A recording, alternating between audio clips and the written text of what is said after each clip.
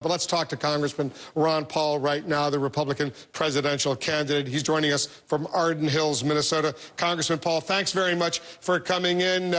Would you be satisfied with a third place, a second place? It doesn't look like you're going to win, but we haven't got any official results yet. Yeah, I think we'll end up coming in second, but it's still pretty early to make any declarations. But we have a few other numbers, and they're looking pretty good, but we have to be a little bit patient and find out what the final number is later on in the evening. Because a lot of people thought Nevada was well positioned for you, the libertarian element out there out west. You're from Texas. It looks like Mitt Romney's going to have a very strong night, though. Yeah, I think so, but I think everybody does recognize that the Mormon vote is significant and that he picks up a lot of votes and they're good turnout, so that would play a role in it too. But I still think it is a very libertarian state and a very friendly state. We had, good reception there. But I think we just have to wait and just see how these numbers come in and see if we do have a good second place coming up. Well, give us your feeling looking ahead to Tuesday. You're already in Minnesota. There will be caucuses in Minnesota on Tuesday, caucuses in Colorado on Tuesday, also a primary, although it's not binding, in Missouri. What's your assessment? Well, I'm feeling pretty good about it. We have some good reports on what's happening in Maine, and the Colorado reception was fantastic, and we get really good support here, in Minnesota. So I think we're going to come out pretty good on this, but I don't usually make wild predictions or claim anything, but I have felt very good about it. The reception has been excellent. Because I know you've been in Maine, too. Maine is a week from today. They wrap up their caucuses, which continues over several days, so you're watching what's going on. But I just want to make sure, get you on the record. You're in this contest at least through Super Tuesday, if not much further, right? Yeah, certainly. I mean, it would be pretty difficult, even if I had a personal desire not to continue. There would be a strong rebellion with my friends. But I think we're doing so well that there's no reason to even think about that. And we're starting to see the accumulation of delegates. And after tonight, we're going to have more delegates. And after next Tuesday, we're going to have a significant number more. And then I think other people will be starting to think about exactly what our position. And we may well by that time be in second place. But at some point, you have to win a state, right, Congressman? You have to win one state. Give us your prediction. Which state will you win in first?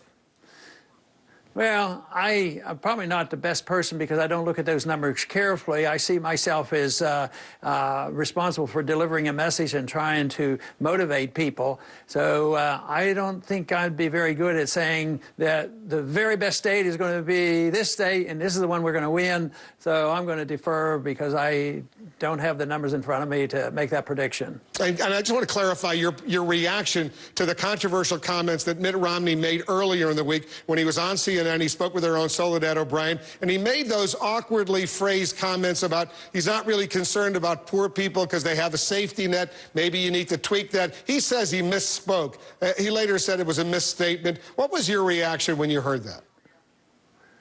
Well, I've been asked about that, and I kept thinking about the last time he had a statement, and I think it was taken out of context.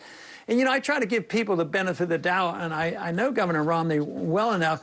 He just doesn't come across like the person, I don't care about poor people. And I thought maybe that was a distortion of what his real beliefs are. And actually, when I listened to his statement, I mean, it wasn't like he was saying that. So, but my contention is people say, well, what is your concern? Well, see, I think he's a victim of his own economic policy. So when people ask me about that, I'm really a strong defender of the poor and the middle class and see how monetary policy destroys the middle class and how all these programs backfire on the middle class, how they lose their jobs and their houses. So in many ways, I have deep concern about the middle class and the poor.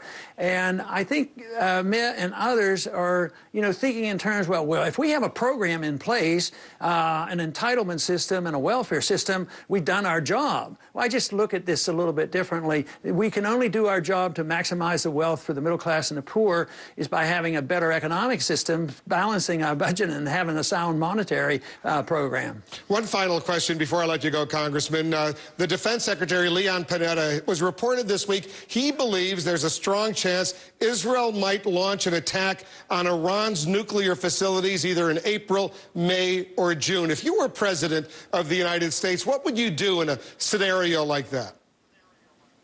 You mean if they did it? Well, what would you try to do if you were president right now and your intelligence people said to you, it looks like Israel is about to preemptively try to destroy Iran's nuclear facilities? What would you do as president?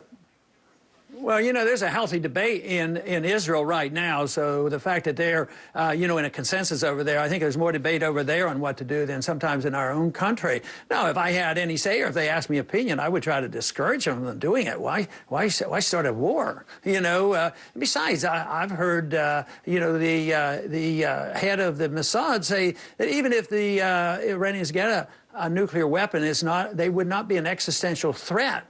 And I heard Brzezinski, you know, just the other day making comments similar to this, that you don't go to war over these kind of things. So I would try to use the foreign policy and the military experts who say that this would be a fallacy, and use the people in Israel who are saying these things as well to show that people should stop and think before they start a war.